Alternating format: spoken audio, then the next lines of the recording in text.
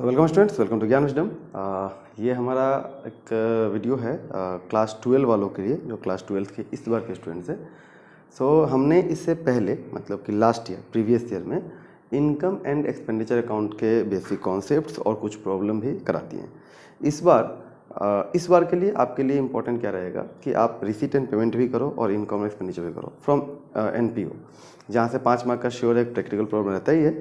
तो इन दोनों में से कुछ भी एक आ सकता है, क्योंकि पहले कैसा चलता था कि एक बार रिसीट एंड पेमेंट आया, अगले बार में इनकम एक्सपेंडिचर आने वाला है। बट इस बार क्या है, दोनों में से कोई भी एक आ सकता है। ठीक है, तो हमने क्या किया है, 2018 का जो इनकम एक्सपेंडिचर का आया हुआ प्रॉब्लम है वो हम आज के क्लास में करेंगे। ठीक है, और एक छोटा सा नोटिफिकेशन है जो मैं आपको बता देना चाहता हूँ। मेरा मार्कर किधर गया, एक सेकेंड।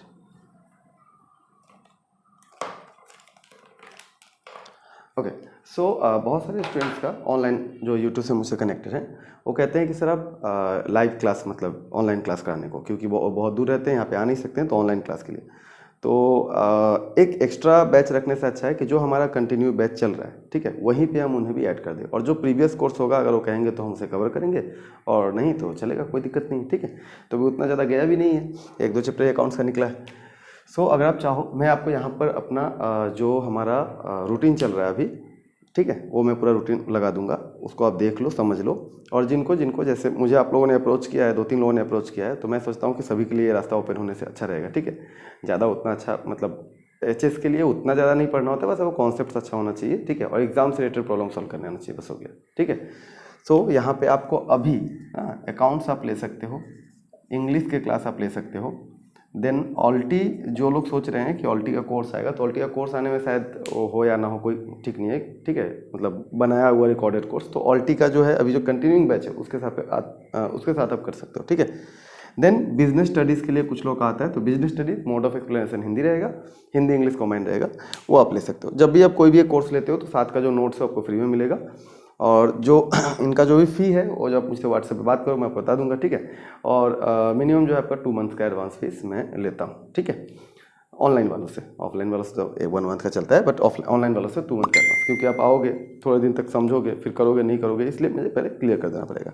ठीक है, तो आप अगर चाहो तो इनमें से किसी में इंटरेस्टेड आप ले सकते हो। अच्छा, फिर एक क्वेश्चन आ रहा है बहुत सारा नोट्स के लिए। ठीक है, पहले भी मैंने अकाउंट्स का नोट्स दिया है, इस बार मैंने सोचा है BST का भी नोट्स दूँ, और इंग्लिश का भी मैंने पहले दिया है। तो अभी अकाउंट्स का जो नोट्स है वो कुछ चैप्टर तक ही हमने अपडेट किया है। ठीक है, अपडेट मतलब कि अकाउंट्स तो वही रहेगा, उसमें ज़्यादा चेंज नहीं होगा। इंग्लिश में कुछ चैप्टर ऐड होगा, क्योंकि 30% रिड्यूस और पूरा सिलेबस में थोड़ा सा का चेंज है। तो अभी के हिसाब से बोला जाए तो पूरा सिलेबस ही हमें करना है, तो इसलिए मैं पूरे सिलेबस के हिसाब से बता रहा हूँ। देन ऑल्टी का भी आपको नोट्स, अगर आप ऑल्टी कोर्स नहीं भी लेते हो तो ऑल्टी का नोट्स जब बनेगा तो आपको मिल जाएगा। ठीक है, मतलब मैं बता दूंगा, वहाँ से आप ले सकते हो। बिजनेस स्टडीज़ का नोट्स में भी अगर बन गया तो ठीक है, नहीं तो मैं हैंड रिटन से ही देता हूँ, तो वही रहेगा। ठीक है, तो इन सभी का नोट्स में भी इस मंथ के एंड तक आ जाए। इस मंथ के एंड से उसका काम स्टार्ट होगा। अभी थोड़ा काम हुआ है, क्योंकि अभी कुछ एग्जाम्स है, वो क्लियर करने के मतलब हो जाने के बाद ही हमें सब ट्राई करेंगे। ठीक है, अभी क्या हो रहा है, मेरे पास ज़्यादा समय नहीं मिल रहा है, क्योंकि BCom का एग्जाम चल रहा है, तो स्टूडेंट्स आ जाते हैं, बता दो कर दो ऐसे। ठीक है ना, ये सब चल रहा है। तो अभी आप 2018 का जो इनकम एंड एक्सपेंडिचर जो आया हुआ था वो आप देखो, समझो, कोई भी डाउट होता है, कोई भी क्वेश्चन होता है, पूछना। ठीक है, अकाउंट्स का नोट्स आप चाहो तो अभी भी ले सकते हो, बट मैं कहूँगा थोड़ा दिन रुक जाओ, अपडेटेड वाला लेना। ठीक है, अच्छा चलो वीडियो क्लास स्टार्ट करते हैं। स्टूडेंट्स चलिए देखते हैं आज का क्वेश्चन। ये क्वेश्चन है 2018 में आया हुआ, 2018 AHSCC के एग्ज़ाम में जो क्वेश्चन आया था, इनकम एंड एक्सपेंडिचर अकाउंट्स, जो मैंने सॉल्व करके आपको दे दिया है। आपको जस्ट इसे समझना है, और इसके लिए आपको थोड़ा सा बेसिक्स चाहिए होगा, जो आपने आई थिंक मैंने 4-5 इसके ऊपर क्लास 6-7 आई थिंक NPO के ऊपर क्वेश्चन मैंने वीडियोस डाले हैं, शायद लास्ट ईयर बहुत सारे डाले थे, तो आप वो सब पहले देखो, वहाँ से कम इनकम एंड एक्सपेंडिचर अकाउंट का बेसिक सीख लो। उसके बाद जब आप ये करोगे तो समझ में आएगा। और अगर आपको ये आता है इनकम एक्सपेंडिचर अकाउंट कैसे बनता है, तब तो फिर ये 5 मिनट का खेल है। ठीक है, कुछ बेसिक्स हैं जो मैं आपको बता देता हूँ, जैसे कि इनकम एंड एक्सपेंडिचर अकाउंट में क्या रिकॉर्ड किया जाता है, ओनली रेवेन्यू रिसिट्स और रेवेन्यू पेमेंट, रेवेन्यू रिसिट्स और रेवेन्यू पेमेंट। ठीक है, रेवेन्यू रिसिट्स और रेवेन्यू पेमेंट्स। ठीक है, और क्या नहीं लिखा जाता है, कैपिटल रिसीट्स और कैपिटल पेमेंट नहीं लिखा जाता है, ठीक है, कैपिटल वाला पोर्शन नहीं लिखा जाता है। अब क्या होता है कैपिटल रिसीट, क्या होता है कैपिटल पेमेंट, ये सब मैंने आपको बेसिक्स में बता दिया है, ठीक है। तो बेसिकली कैपिटल रिसीट में क्या होता है, ऐसा कोई भी रिसीट जिसके साथ में आपको क्या मिले, एक लाइबिलिटी मिले। जैसे मैं आपको बोलता हूँ डोनेशन फॉर बिल्डिंग, तो आपको डोनेशन तो मिला मगर साथ में क्या मिला, बिल्डिंग बनाना है, ठीक है ना।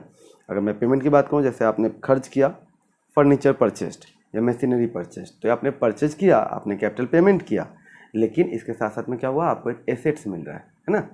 तो ऐसे एक्सपेंसेस क्या होंगे हमारे, कैपिटल पेमेंट, और बाद बाकी सब क्या है, इसके इन दोनों के अलावा जो बचेगा क्या होगा, रेवेन्यू रिसीट और रेवेन्यू पेमेंट।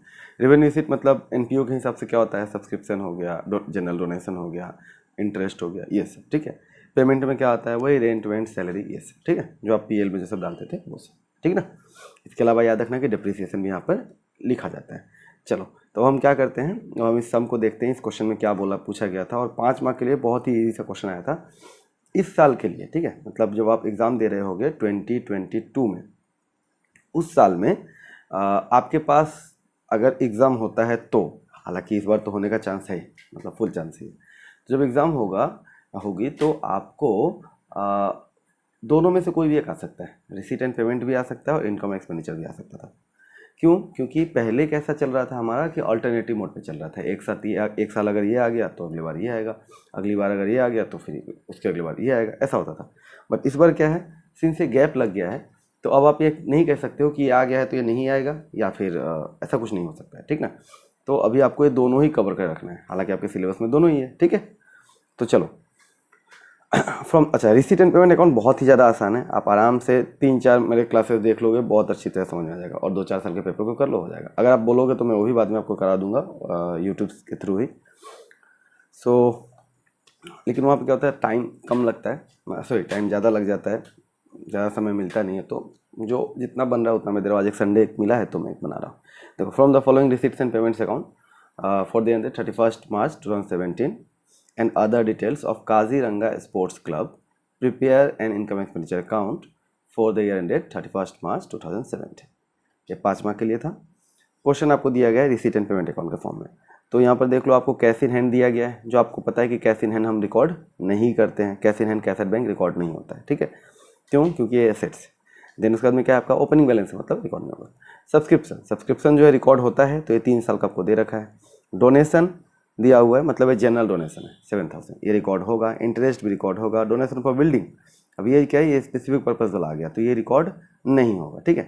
और हमेशा याद रखना, जो भी चीज़ आप रिकॉर्ड नहीं करो उसके लिए आपको नोट डालना पड़ेगा, इसको और क्लोजिंग बैलेंस को छोड़कर बाकी सबके लिए आपको नोट देना चाहिए।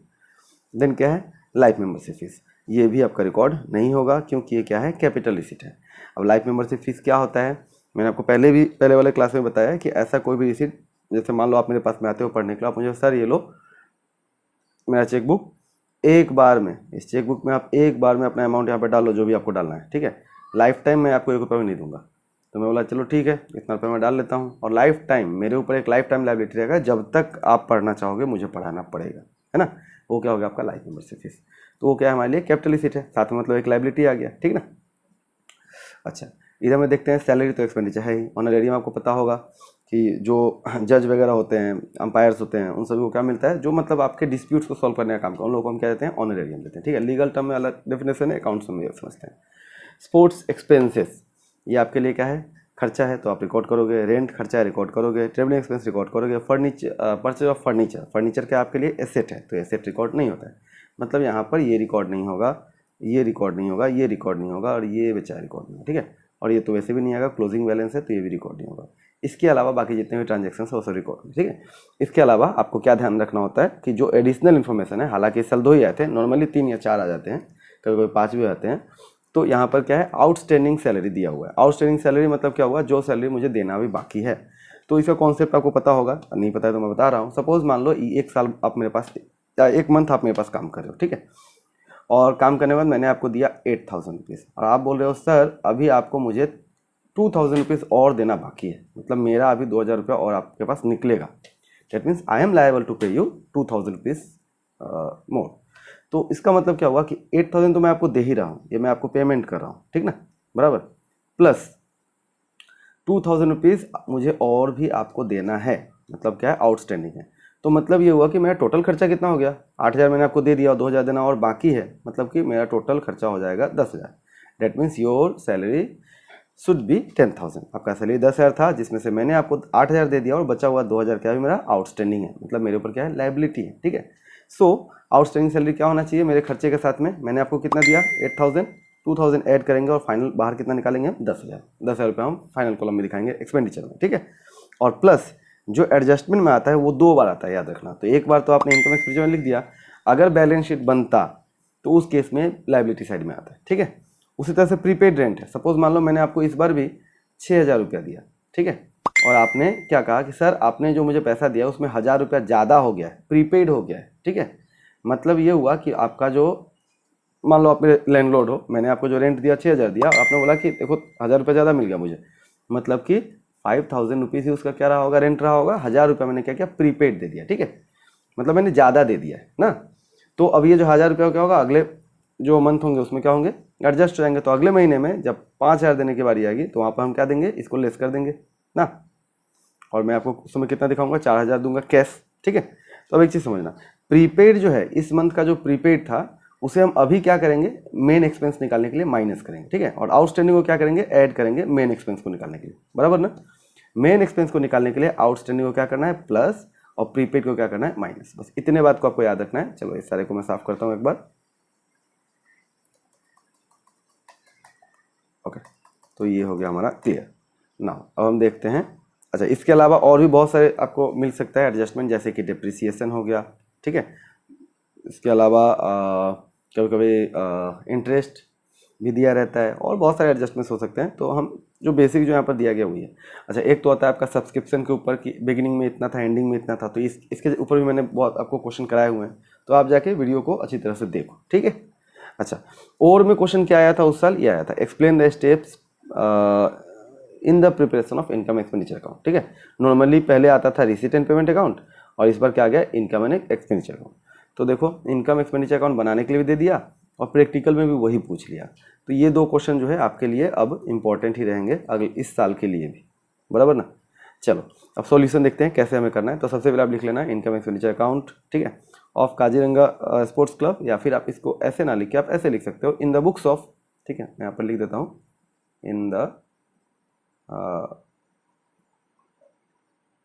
Books of dot dot dot, जैसे यहाँ पे काजीरंगा स्पोर्ट्स है तो काजीरंगा स्पोर्ट्स क्लब लिख लेना। ठीक है, देन आप क्या बना रहे हो तो अब वहाँ पर आप लिख देना इनकम एंड एक्सपेंडिचर अकाउंट। ठीक है, ना एक चीज़ ध्यान देना, ये जो अकाउंट वर्ड है ना, इसको आप शॉर्ट में मत लिखना, इसको आप पूरा लिखना, ACCOUNT ऐसे पूरा। ठीक है, then for the year ended 31 March 2017, और यहाँ पर एक डेबिट लिखना, यहाँ पर क्या लिखना है, क्रेडिट लिखना है। ये आपको पता होगा, ऐसा फंडामेंटल्स अकाउंटिंग। ठीक है ना, उसके बाद में अब आप बनाना शुरू करोगे।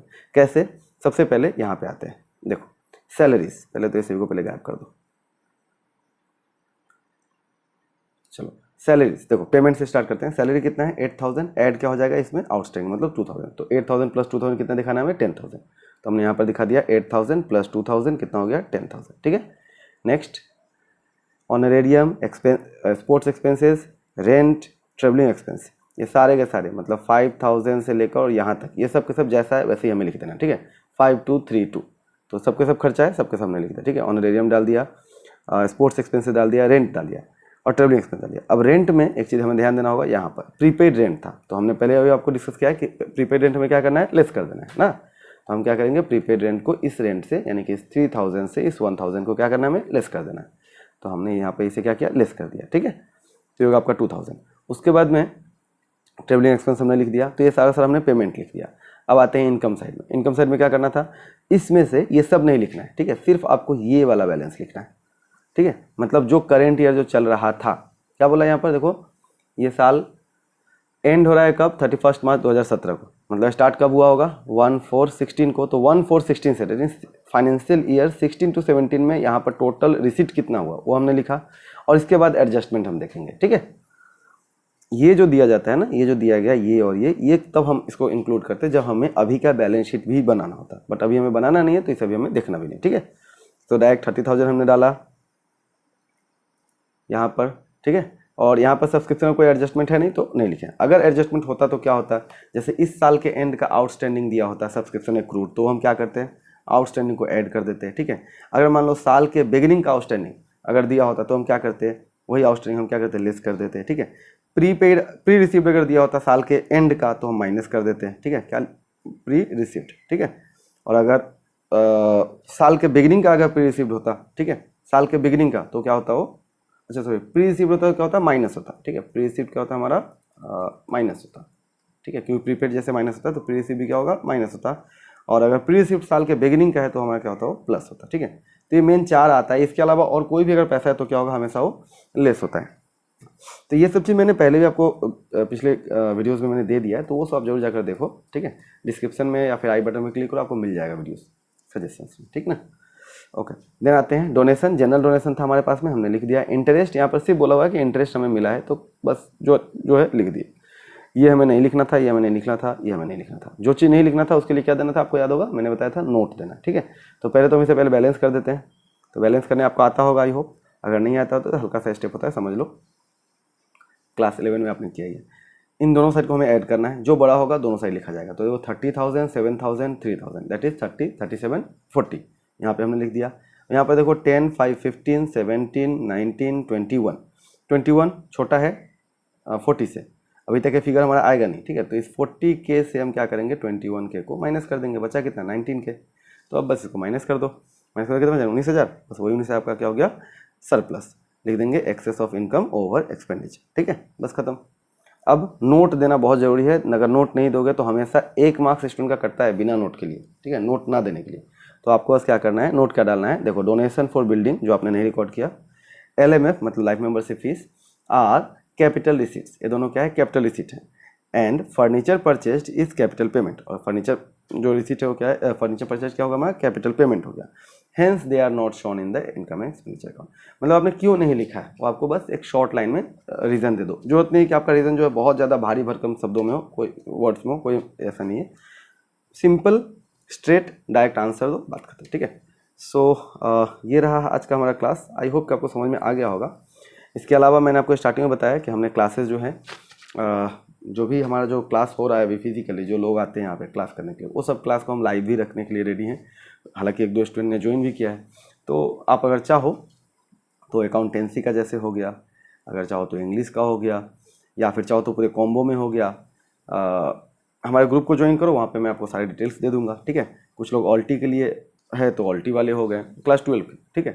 तो अकाउंटेंसी, इंग्लिश, ऑल्टी, बिजनेस स्टडीज़, तो आपको जिस भी सब्जेक्ट का लेना है तो आप आराम से ले सकते हो, ठीक है। ऑनलाइन क्लासेस घर में बैठकर आराम से पढ़ सकते हो, क्योंकि अभी बहुत दिक्कत चल रही है, जो क्लासेस वगैरह हैं लोग जाना नहीं चाहते हैं या बहुत है ऐसा प्रॉब्लम। तो आप घर में बैठ के, या जैसे कि मैंने आपको बताया कि जैसा मेरा रिजल्ट हुआ है, तो जो ऑनलाइन वाले स्टूडेंट्स हैं उन लोगों का परफॉर्मेंस अच्छा हुआ, ज़्यादा अच्छा हुआ, ठीक है। मतलब है कि they were more sincere than those who came here and study, okay. So आप आराम से घर में बैठ कर कर सकते हो, और जो क्लासेस होंगे वो ऑनलाइन लाइव मोड में होंगे, तो आपको कोई भी क्वेश्चन को भी ऐसा डाउट होता है आप पूछ सकते हो। और क्लासेस जो है हमेशा रिकॉर्डिंग मोड पे भी रहते हैं, ठीक है। तो आप अगर क्लास किसी कारणवश अगर नहीं देख सक रहे हो तो आप रिकॉर्ड भी करके देख सकते हो, ठीक है। सो अगर जरूरत हो तो जरूर कॉन्टैक्ट करना। इसके अलावा कोई भी ऐसा डाउट होता है जनरल डाउट्स, तो आप नीचे आराम से पूछ सकते हो, ओके।